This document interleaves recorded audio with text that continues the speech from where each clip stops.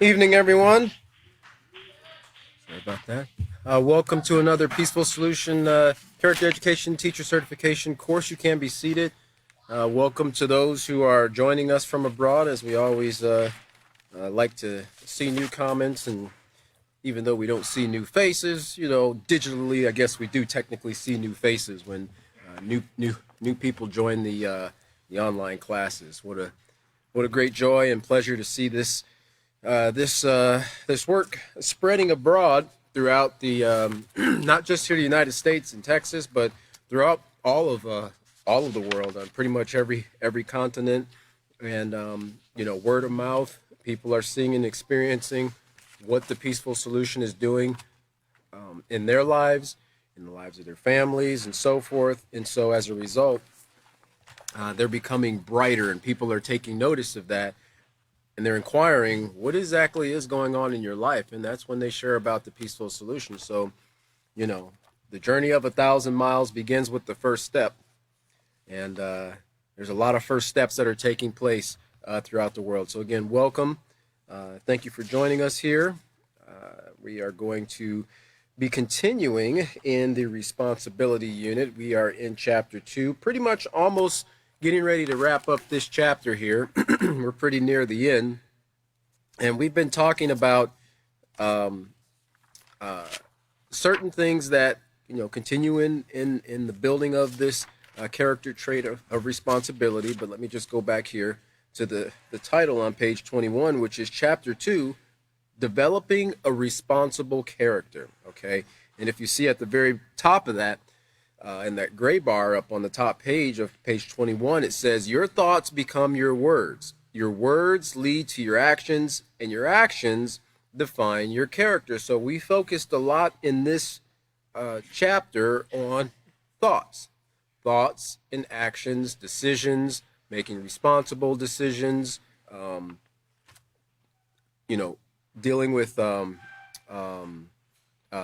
compassion, what it's like to have a positive work ethic, and so forth. All right. So these are the things we're covering here. Let's see. Let's go back here. I want to go back to. Let me just double check my lesson plan here. I know where we were last week or last class.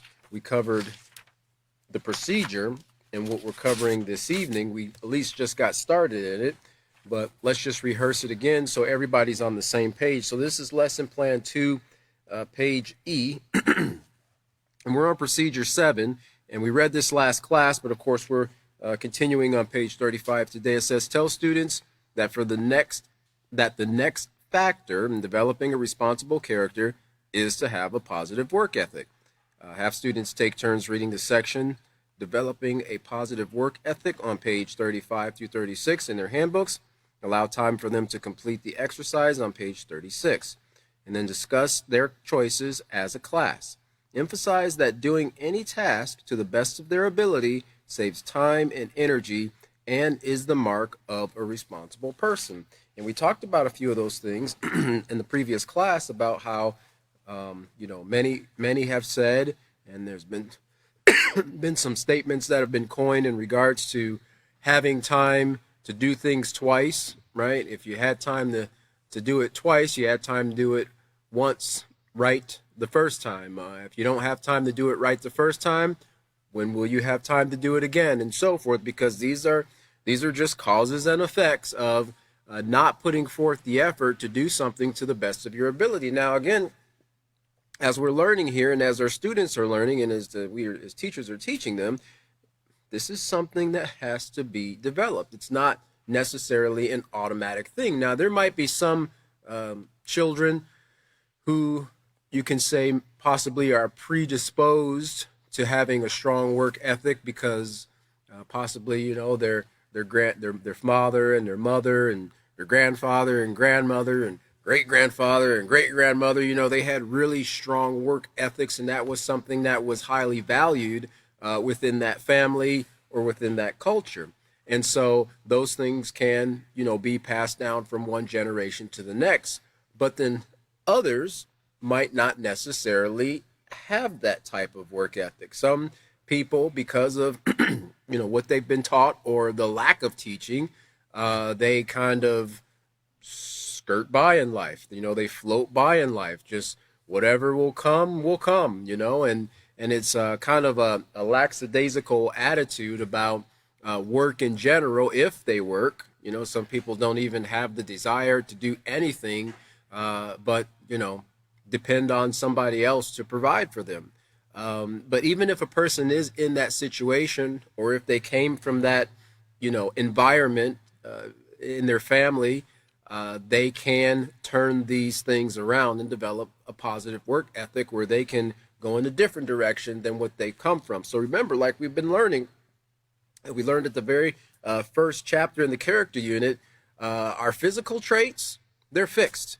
They're determined. Once they're determined genetically, they can't be changed. Now, I know people they might contend that, you can go to the plastic surgeon and you can get a lot of your physical traits changed, but genetically speaking, those traits are still the same.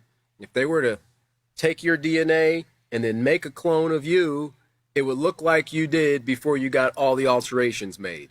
Okay. So once those things are determined genetically, they can't be changed, but our character can be changed, right? With education and practice, we can develop any new character trait or strengthen an already existing positive character trait that we want. So on page 35 here, we were talking about developing a positive work ethic. Now, a lot of young people might not see why it's that important, especially if they're at the age of, 12, 13, 14, years old. They might not think, oh, whatever, mom and dad provides for me, or the adults take care of everything. But, what we're learning here is getting them set up for their next stage in life, where they're going to have more responsibilities. They're going to have to, have a job to take care of certain things. They might eventually start a family, and then there's going to be responsibilities that come with that, and taking care of, housing and food and clothing, and, having a means to get back and forth to work, or whatever things, the many things that are required to run a family or just live as an individual. Even if you're not responsible for a wife or a child or something like that, or, you're in a family, just living by yourself, it's very, very expensive, especially in today's day and age. We were looking at some of the reports, and I was thinking or listening to what they were saying, like the average rent in certain areas in California is like $3,500 a month. $3,500. There's people that don't make $3,500 a month, or that is their monthly salary, $3,500 a month, and that's what somebody's paying just to stay in a place for 1 month, right? Now, if they don't pay their rent, they're not responsible for that. They don't maintain a job. There's a lot of people that, when it comes to work ethic, it's important to teach our children or our students, what's the word?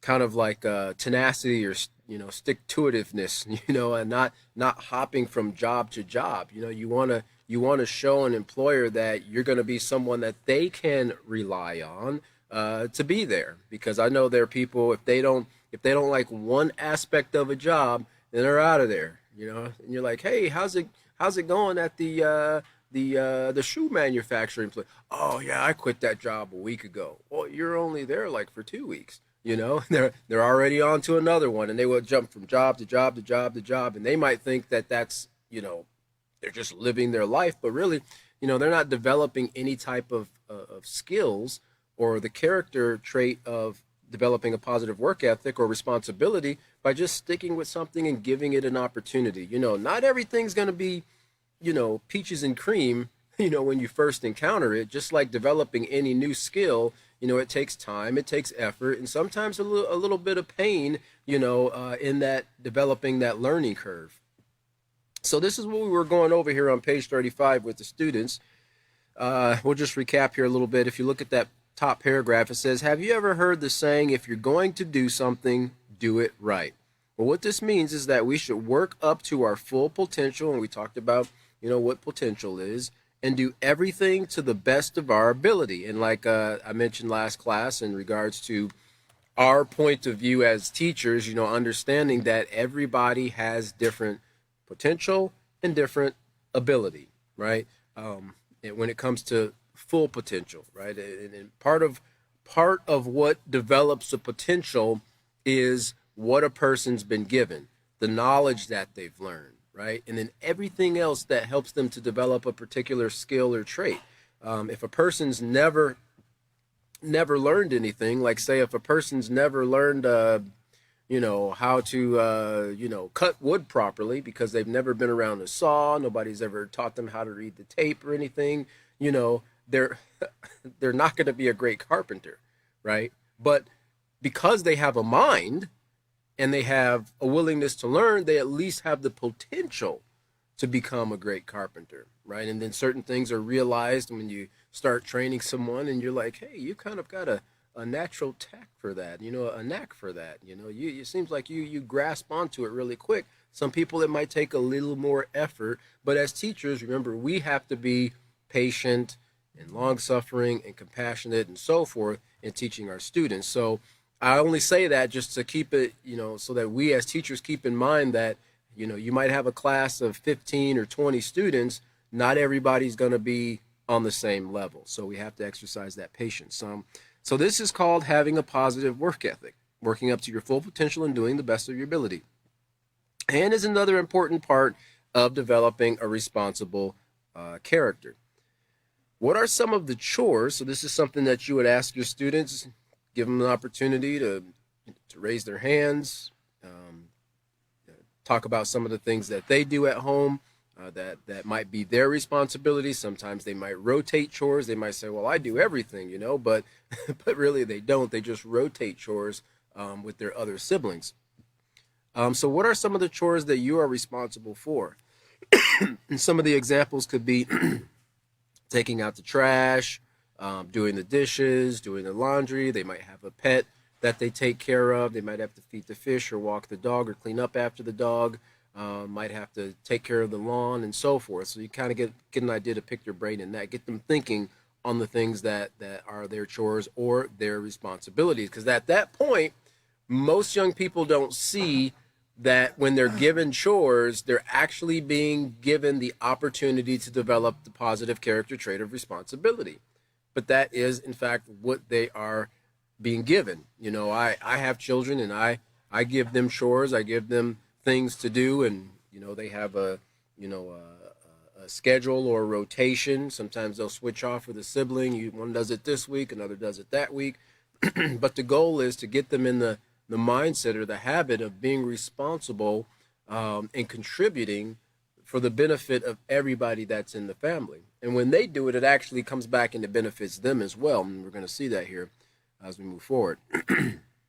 So it says on the second sentence there, it says, how do you fulfill your duties? So that's another question. So what are some of your responsibilities?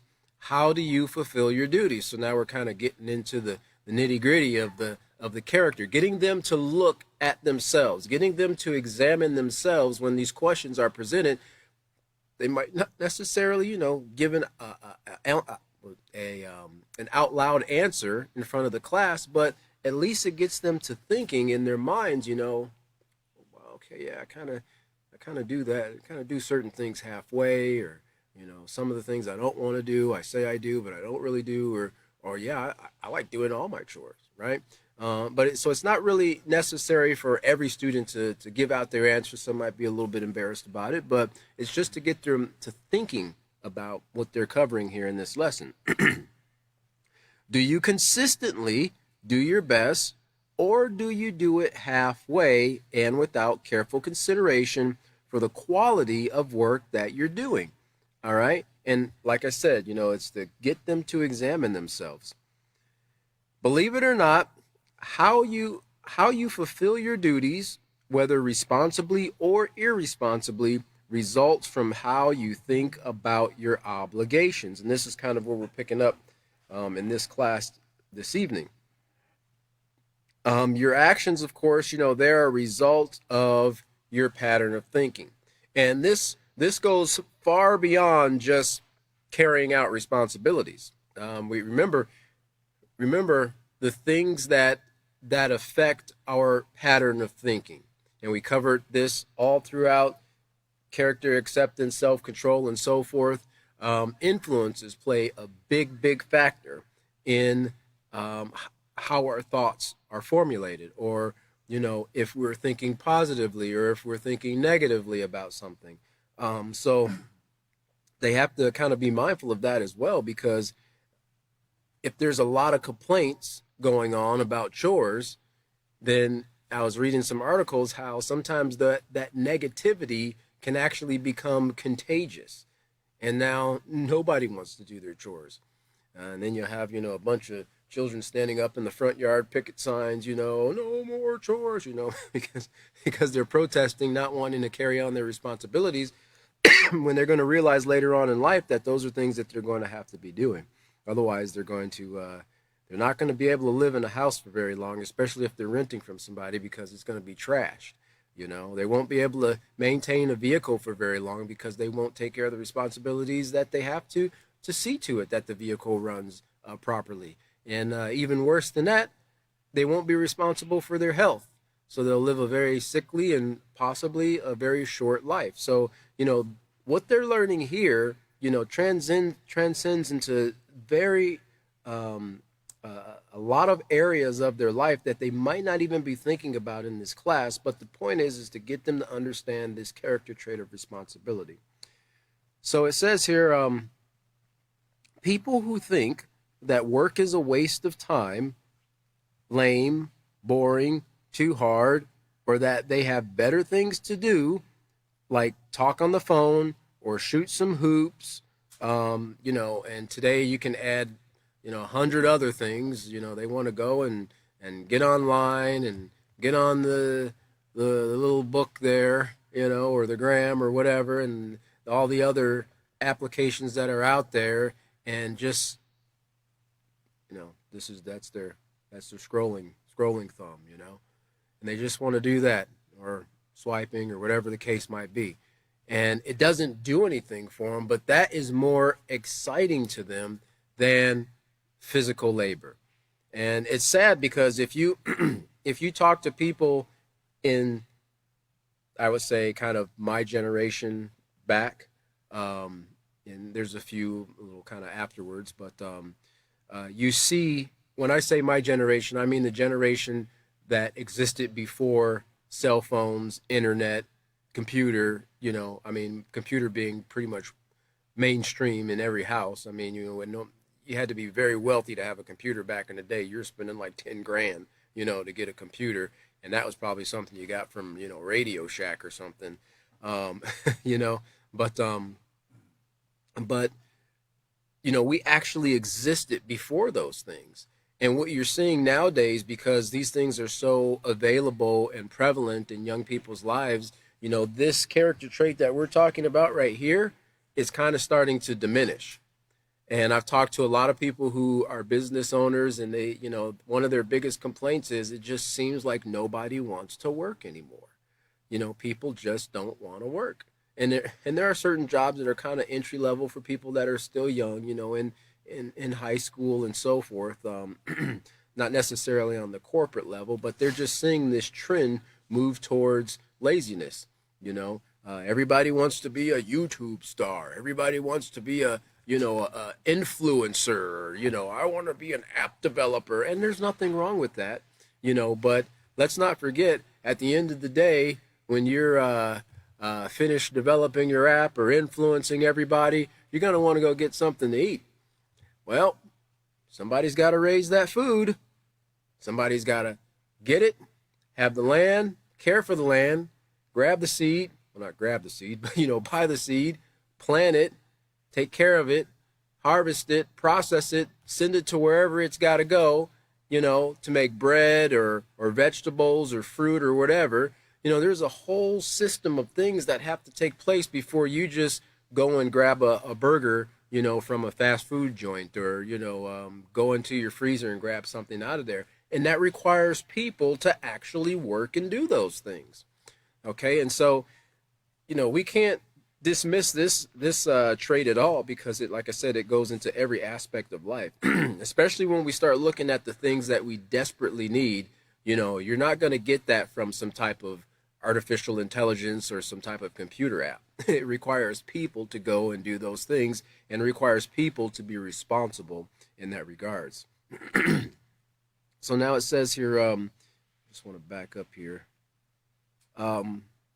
Oh, just keep in mind, you can maybe write a note there at the bottom of that first sentence there. It says, believe it or not, how you fulfill your duties, whether responsibly or irresponsibly, results from how you think about your obligations. Now, like we covered last class, in a nutshell, if you want to sum this up in one word, that would be attitude, right? Your attitude. Your attitude is simply the way you think and feel about something.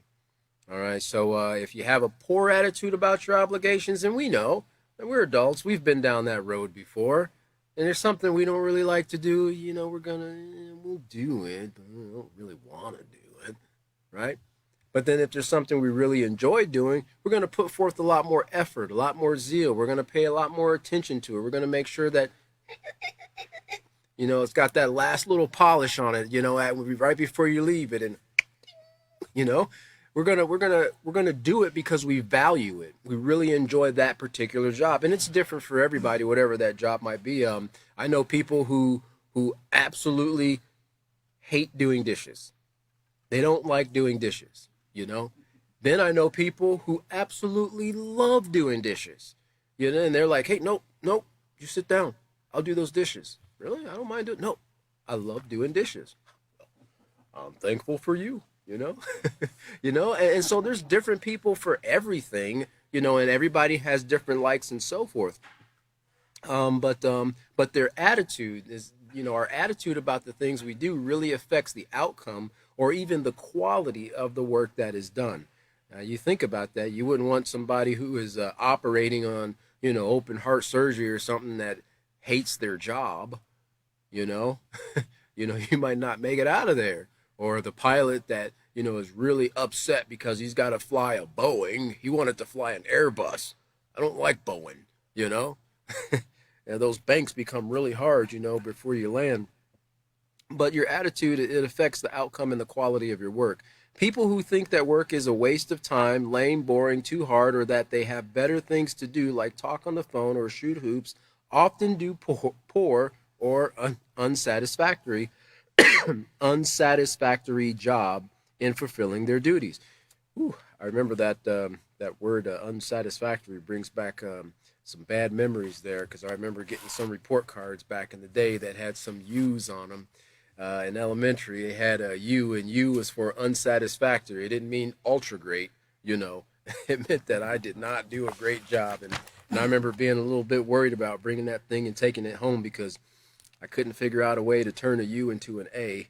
I say, Mom, they put an upside down A on my report card. I do not know what's going on. But I had to just eat it, and I had to learn to be in that situation. And I didn't think about it at that time, but just be more responsible and paying attention, in class and while I was at school, because there were some the subjects that I got those grades in were subjects I was not very interested in at all.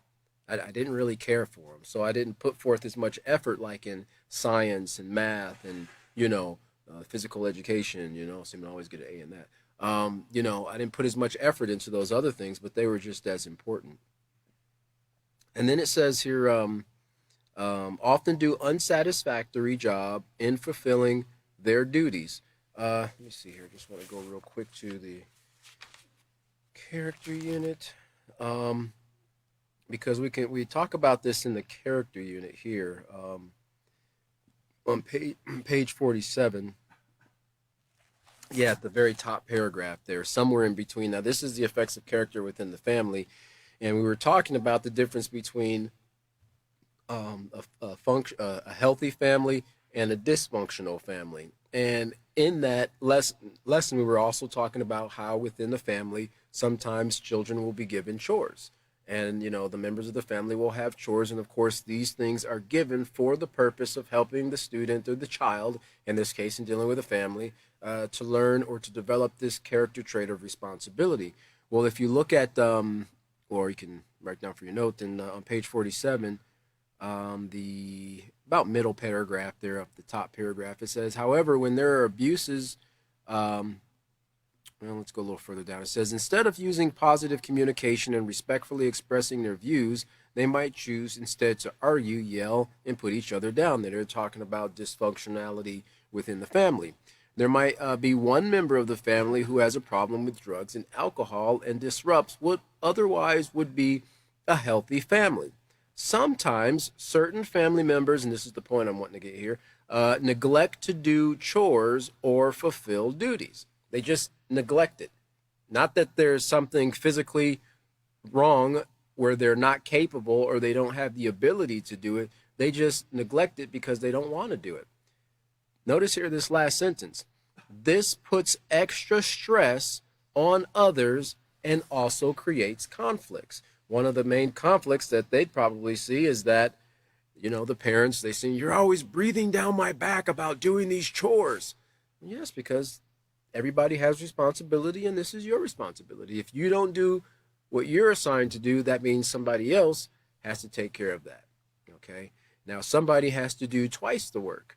And we all know how that is. If you've ever injured a limb or, a finger or an extremity or something like that, or your leg falls asleep, if you've been sitting on it for a long period of time, everything else has to take up the slack in order for you to function properly. Well, it's no different within the family. It's no different within the classroom. It's no different within a business or a company.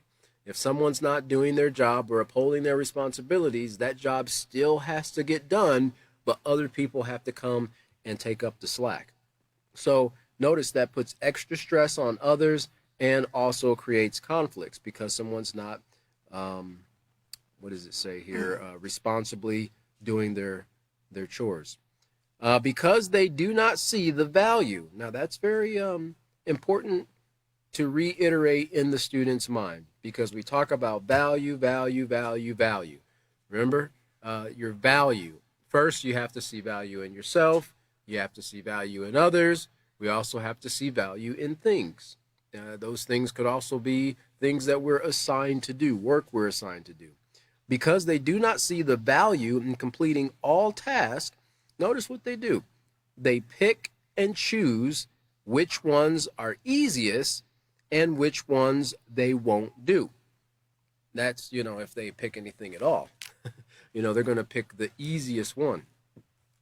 And so this just, again, these things are meant to just kind of get the student to thinking about how they think concerning their chores or their responsibilities. It's not meant to, condemn them or put them down, but just to get them to thinking, hey, listen, if you have a poor attitude and you don't value the things that you're assigned to do, you're not going to do them to the best of your ability. And something they might not even think about, it's going to negatively impact others. It's going to put added stress on other members of the family. To develop a positive work ethic, the next paragraph there,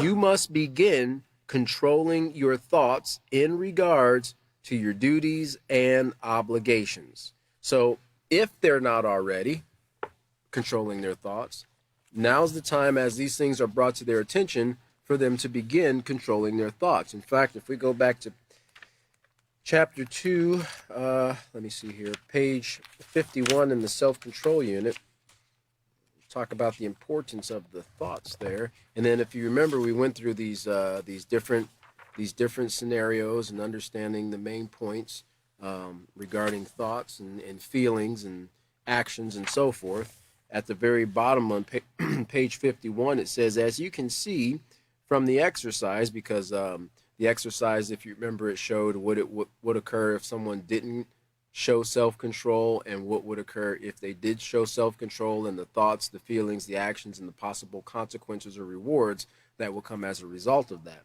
So it says, as you can see from these exercises, self-control can be used in any situation and at any time.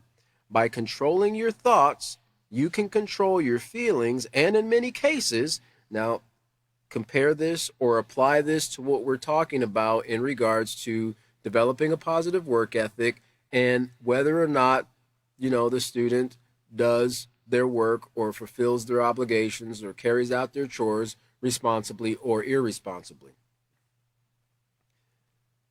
You can control your feelings and, in many cases, the outcome of the situation.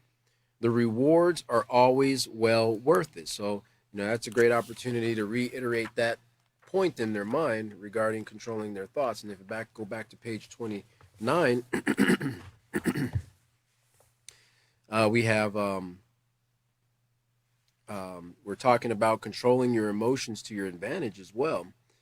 Remember, because they don't like something, they don't want to do it. And on page 29 in the self-control unit, it says, you have the power to control your thoughts and the emotions that arise from the way you perceive a situation, right? So they might perceive the situation of being assigned a chore or being told you can't go out with your friends, or you can't do this until you get this done, get the work done. I know that was something that was kind of instilled in me growing up. Like I mentioned before in previous classes, I was kind of a latchkey kid, and I would come home and I let myself in, and I'd be there to let my sibling in and so forth. And then the things that we had to do were pretty much like clockwork every time. Come home, do our homework, then we had some chores to do. We had to change out of our school clothes, right? Don't be playing in your school clothes. And then we had some time to do certain other things, but we always had to take care of the responsibilities, the chores, the things that were assigned to us before we did the things that were considered, fun and enjoyable. So, but notice here, your thoughts, your thoughts and emotions arise from the way you perceive. You've heard the old statement, seeing the world with rose-colored glasses, right? People who kind of have a joyful kind of, airy perception of things around them. I don't know if you ever wore a pair of rose-colored glasses before. I did them when I wasn't around a whole bunch of people. But, it does put a different view. Have you ever seen the ones that have yellow lenses, and they have different color lenses that you can use, and they call it, I think it's a form of light therapy. And the different colors, they have different influences on the way you feel, right? They have different influences on the way you feel. Like, for instance, yellow is a very, influential color for learning. We talked about in the character unit on influences and so forth, and how red, stimulates the desire to buy. It also stimulates hunger, right? So colors are very, very influential. But when a person perceives something, not that it's actually bad, but they might perceive it as bad, or perceive it as something that is negative, or perceive it as something that they don't want to do, then their thoughts and their emotions are going to dictate their actions in regards to that perception, right? And they're, like we're talking about chores here, they're not going to do it to the best of their ability. They look at chores as a bad thing. Well, I don't want to do it, so I'm just going to do just enough to get by, to get mom or dad off my back. Emotions are what you feel, and no one feels the same way every day, hour, or every minute of their lives. Have you ever felt cheerful one minute, then a situation occurs, and you find yourself down and depressed? Although emotions change, they are nonetheless important to our lives. Emotions form us of our likes and dislikes and needs. They also help us communicate with others and allow us to enjoy life's experiences. Without emotions, life would be dull and boring. Our experiences would be lifeless, and our communication and relationships would be uninteresting. However, as important as emotions are, if they are not controlled, they will control you.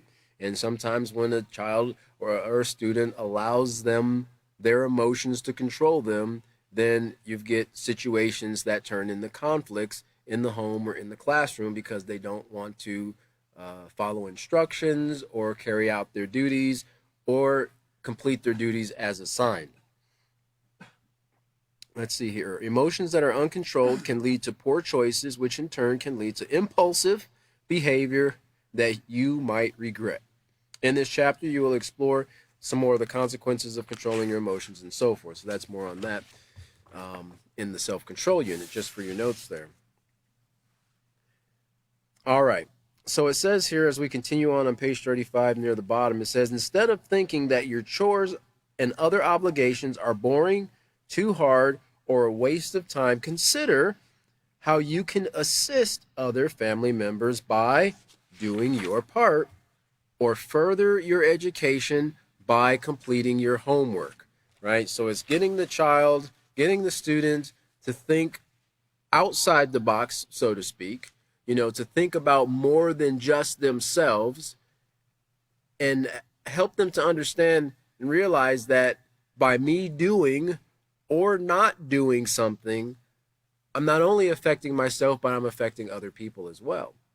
Remember, we talked about the ripple effect of our choices. Those ripples, our actions, is like the stone dropped in the pond, and those ripples can be as a result of positive choices, positive actions, or negative choices, negative actions, all right? Before we get too far, let's go back to this page 35, and let's look at the little cartoon there, drawing. And it looks like this, I'm not sure if it's a teacher or a student, but it says, she says, I'm very disappointed in your work. Every question you answered was wrong. And the young man says, but you didn't tell me I had to answer them correctly. I'm guessing it must have been a teacher or student there, So he had an assignment, he had a responsibility, but, he didn't put forth the effort. He didn't value, I would say he didn't value the lesson that he was even given before the test was administered. Because he didn't really put forth the effort. I mean, who has to tell you to answer the test correctly? But sometimes I know the author's brought out many times in one of the motivational speakers he's heard before in times past, and he said, or one of the studies, where there's one person who's physically lazy, you have 10,000 people that are mentally lazy. They won't really put forth the mental effort to, in many cases, just better themselves, right? They're not being asked to labor at anything, just improve yourself. And in doing so, you're going to improve your quality of life and improve the quality of life by default for others as well. And let's look over here to page 36 and at the top paragraph there as we finish this out here from page 35. So here's some instruction to the student, right? First, we asked them questions. We told them what a positive work ethic is, right? We got them to thinking about, do they have chores? How do they do their chores? Are they consistent with their chores? Do they do them to the best of their ability? Or do they do them halfway? And then we pointed out some of the things that can cause a person to do their thing, their chores, handle their responsibilities unsatisfactorily, right? If they don't value it, they're not going to put forth the effort that they should to do it to the best of their ability and to their full potential. And then we looked at thoughts, right? How a person, if they have a negative work ethic, in order to develop a positive work ethic, well, one of the things they must begin is controlling their thoughts in regards, in this case, to their duties. And then we have another factor here, or point that the student can take. By changing your thoughts and attitude about your duties, you can also have the personal satisfaction. And I mentioned this before about satisfaction. There's nothing wrong with a student wanting praise from the teacher or the parent, and that's great. And as teachers, we should give praise to the students when they do something well. Sometimes you might have to praise them in certain ways when they do something unwell, but not to glorify them doing something bad, but just to encourage them. Encourage them to continue to put forth the effort, to continue to try. Don't just wallow in the mire or wallow in the mud. Get back up and continue to move forward. But one of the things that I, the student also should develop is a sense of personal satisfaction, right? personal satisfaction, and here you get some insight on that, of knowing that you have done exactly as you have been instructed. So, kind of like that feeling of a job well done. When you step back and you look at what you did, you know, for a lot of us, it's not too hard. A lot of us guys, it could just be simple as putting together a coffee table from IKEA or something like that, you know. And you look back and it's actually sitting there level, right? You don't have any extra pieces, you know. Everything is fitting in the proper place and so forth, right? You step back and you have a personal satisfaction for doing that job. And when a person is able to have that internally, they're able to internalize this, you know, they're not always dependent on someone else telling them they did a great job. Because sometimes if people aren't told on a regular basis you did a great job, then they kind of feel bad, and they think, well, you know, nobody cares. You know, what does it matter that I'm following the rules, or what does it matter that I'm doing my work as I'm supposed to? You know, nobody ever tells me anything. And that, you know, people do need encouragement, right? People do need to be told. People do need to know that they're appreciated. But at the same time, we want the students to have this inner strength to know that, hey, I did what I was supposed to do. You know, so I'm satisfied in the fact of knowing that I followed the rules. I completed my task as assigned. You know, I didn't cheat. You know, and that's a strength, like an inner strength that they can have. That's called personal satisfaction. Taking responsibility for the quality of work that you do means not just getting it done, but getting it done right, neatly, and within the required amount of time. And I personally have been on job sites where I've gone behind other people, other trades. You know, there's this kind of running, you know, thing in the trade world between like plumbers and electricians, and everybody complains that, you know, electricians are like super messy. You know, they leave wire clippings and things all over the place, and I don't know how true. You know, I've been behind dirty plumbers too. You know, but I have gone on job sites, you know, that I, you know, my crew's personally cleaned and left ready for the next day, and then, you know, a trade I won't mention, you know, has gone in there in front of us before we got back, and there's stuff all over the place, you know. And I'm thinking, man, you know, could you not just take a broom at the end of the day and just sweep it up, you know? So what did that do? Like a child not doing their chores, or as we see here, not doing it right, neatly, and within the required amount of time, it puts added stress on other people. In this case, it was, you know, our crew, you know, because now we had to go in and we had to clean up after somebody else's mess. I remember somebody saying a long time ago, you know, always think about the person that has to come behind you when you're doing work, right? Always think about the next person, and don't do anything, like we talked about compassion, never intentionally doing something that would bring harm to someone. You know, don't do something that's going to make that person's job more difficult. I often wonder about that when I have to work on things that engineers worked on. It's like, you didn't really think about the people that were going to have to work on this, you know.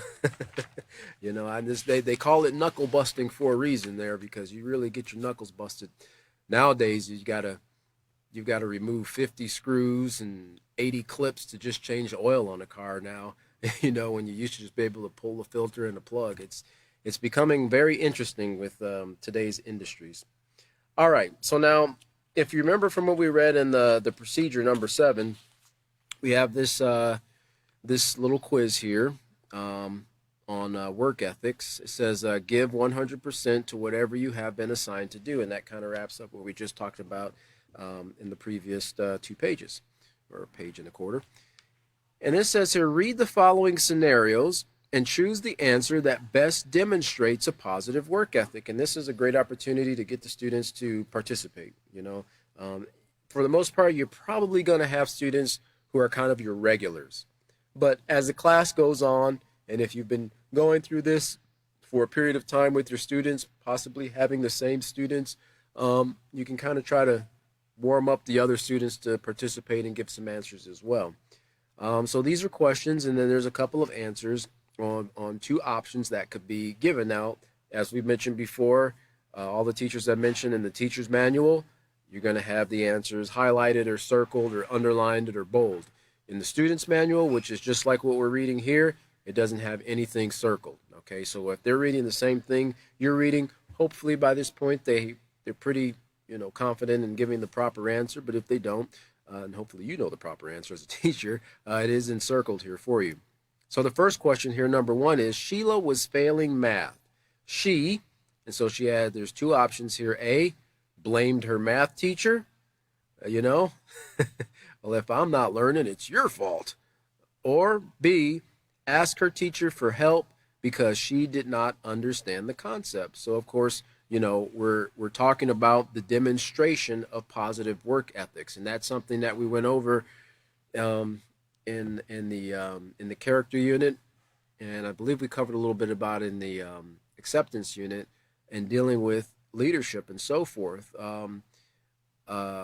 That it's important to have a humble character and be able to ask for help when you need it.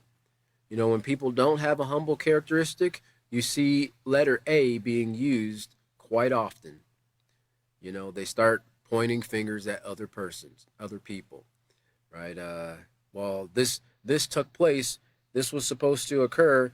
Oh, well, such and such and such did this, or I saw such and such do that too, right? But I'm talking to you, okay? And the person has to have a humble character to want to first acknowledge that they did do something wrong. People don't want to be wrong. I think it's kind of inherent. We don't want to be wrong, right? But when you examine yourself and see that you're wrong, you give yourself the opportunity to grow, because now you can be taught what not to do and what to do. Question 2, Jeff was angry and he had to clean the garage by himself. Jeff thought that his brother should help. So A, Jeff kept thinking about how unfair it was. He swept the dirt in the corners and threw items around the garage. Now that was an option. Or B, he controlled his anger and did a great job cleaning the garage, even though he had no help. So maybe in this situation, Jeff was able to funnel that anger into energy to get the work done. So you see here, there's 2 different things. Sometimes people respond that way, and then this might actually resonate with some of your students too. Some of them might go to these extremes and act out their anger because something occurred. Remember, that's a attack, right? That's another type of anger or displacement, anger style that a person might have. And all these things still tie into the previous lessons that we've learned. Number 3, Valerie got a failing grade on her last book report.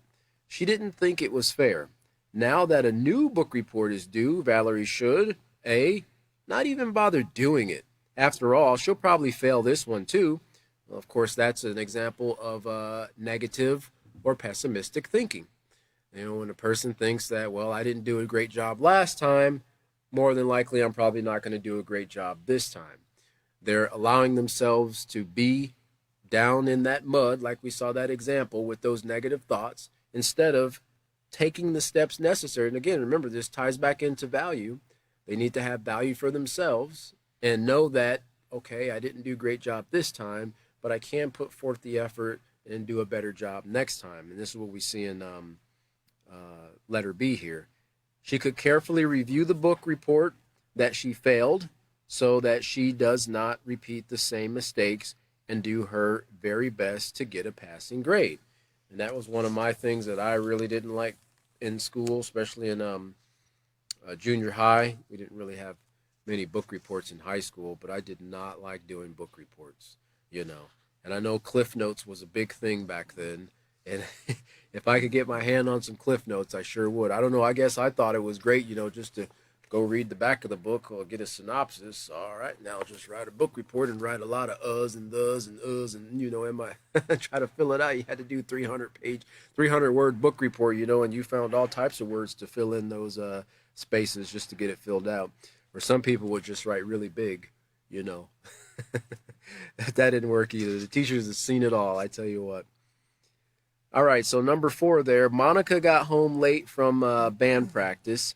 She missed supper, but her mother had set aside a plate of food for her. Monica ate and then looked at the sink full of dishes. It was her night to wash them. Well, Monica should A, tell her mother she shouldn't have to do the dishes because she didn't even get to eat with everyone else. Or B, do the dishes.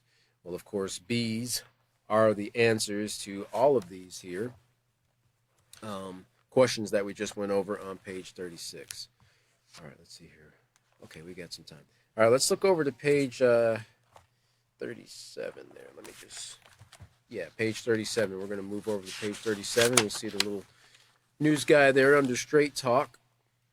But before we do that, let's just jump back to lesson plan 2, page E.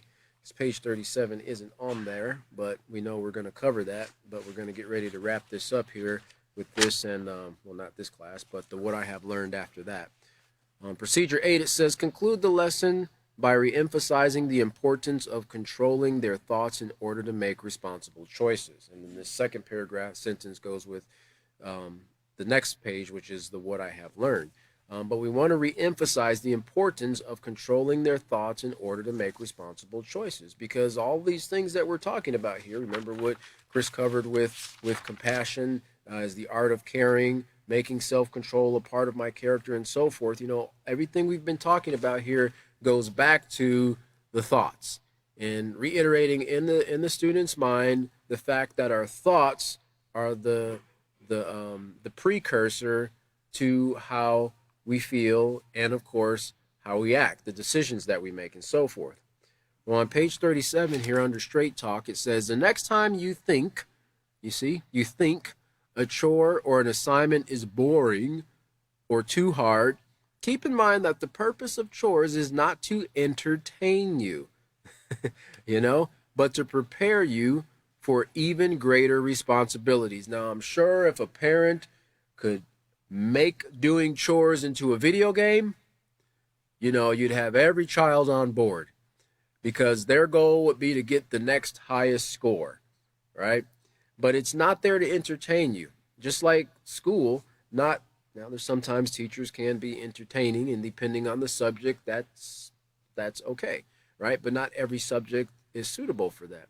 But notice what it says here. It's there to prepare you for even greater responsibilities, such as living on your own, which most young people can't seem to wait to do anymore. I can't wait till I get out of this house and I won't have all these responsibilities, right? I'm not going to have to clean up after myself. I'm not going to have to work. I'm not going to have to get up and do this and get up and do that. I'm not going to have to do any of those things. I'm just going to live out on my own, right? They're going to have a rude awakening. But again, that's what parents and teachers are for, to prepare them mentally, to help them to understand that, yes, you are going to have these things. It's going to continue, and it's going to become even greater. I remind young people a lot, my children and so forth, this is the easiest you're going to have it in your life right now, right now, because the older you get and the more responsibilities you have, it's going to be more difficult. A lot more is going to be placed on your shoulder. Think about when you were born. I mean, you literally didn't have to do anything. You were fed, you were clean, you were changed, right? You were pampered. If you had a little boo-boo, mom or dad took care of it, or, put some little cream on your teeth when your teeth were coming in. Now, no one's going to do that for you when you're 20-something years old. You're going to have to change yourself. You're going to have to feed yourself. You're going to have to work and pay for your own rent and so forth. And these are the things that they're not really thinking about at this time in their life, but that's what these lessons are getting them prepared for. So you're going to be on your own, living on your own, and having your own family someday. And some of them might be, oh, no, I'm not having a family. No way, I'm not having a family. I've seen what my parents went through. I'm not going through any of that. I don't want it. I've heard them say, I can't stand kids. You realize you were just that like 5 years ago, right? I can't stand kids. Like, okay, that all changes. It's hard to convince people, but that all changes as environment and influences and hormones and things like that start to change. Those things have an influence, and it changes the mind too. All right. So let's look down here. We're under here it is in a nutshell.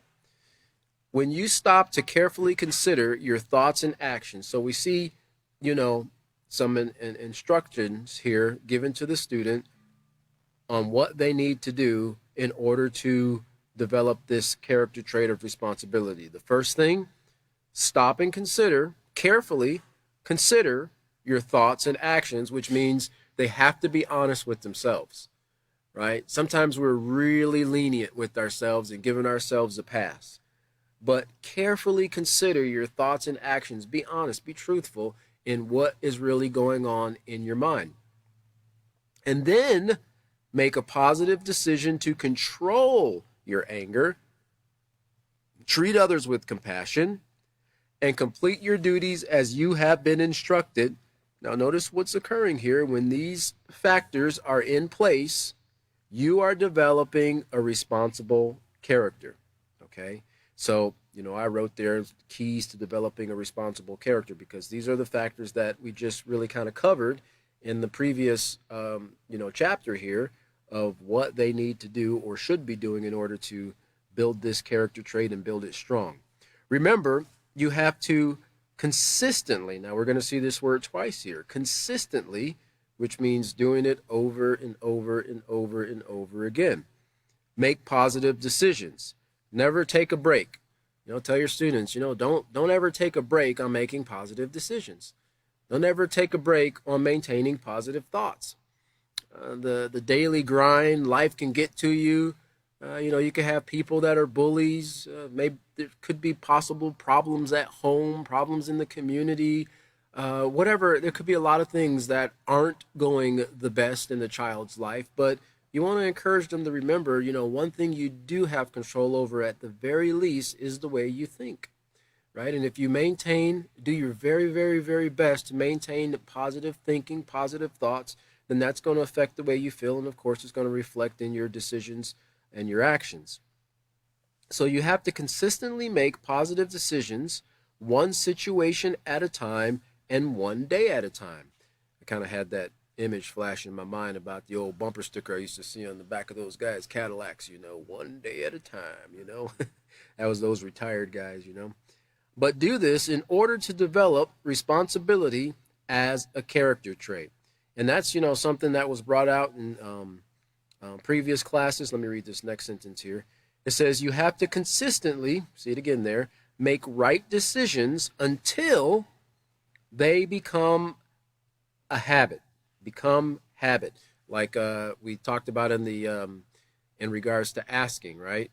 Ask until you're told you don't have to ask anymore. Continue to make right decisions until they become a habit. Not that you stop making right decisions, but now you really don't have to think about it as much as you did when you started to try to develop this new habit. And it's been brought out in the previous classes. I think William brought it out one time. How the average adult makes an average of like 35,000 decisions a day. 35,000 decisions a day. And a lot of it are things we're not even consciously really thinking about as far as a decision is concerned, but we're making 35,000 on average decisions a day. And in regards to habits, the jury's kind of out on it, but generally speaking, we know it takes time, right? If you want to develop a new habit, it takes time. A lot of scholars say it can take anywhere between 18 and 254 days to develop a new habit. Everybody's different. Remember, like we said, some people are going to develop and learn things quicker. Some people it's going to take a little more effort. But remember, it's this consistency in our thinking pattern and our actions until these actually become a habit. So let me read this here. Keep in mind that all decisions begin with thoughts. So if you're having a hard time controlling your thoughts and you find yourself focusing on the negative, start replacing those negative thoughts with positive ones. And we have a lot to say on that in regards to replacing those negative thoughts, that negative self-talk and so forth with positive. But I'm going to leave that for our next teacher, which is going to be David. And he's going to be picking up here on page 37.